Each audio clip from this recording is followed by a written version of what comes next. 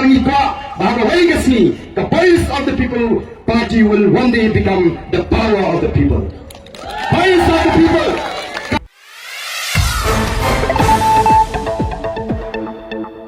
Appreciate BPP now, they are also extending their activities even in Karo Hills. So for me personally, I would say that yes, this is a real political party who covers the interests of Meghalaya.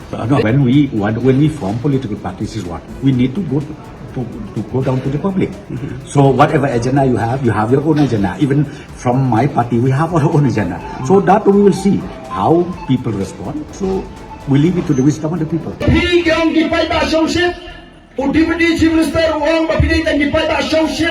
Tiba syrik ngap mi shongshit. Atau pilih angin dari shongshit. Dia shongshit ayok dia. Shongshit ayok bisa. Shongshit ayok bameng. Hana pilih dari shongshit.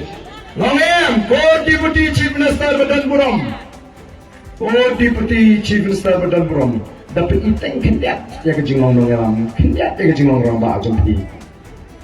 Uni paidbah umi, ukrami lagi jing shongshit, umi lagi jing shirham, naga jingkemen, kaba shrei, naga donut, bagiyo naga jingkemen, kalau wanyang, naga jatuh bagi sashi senpa. Hari ka bahawa legacy, the voice of the people party will one day become the power of the people.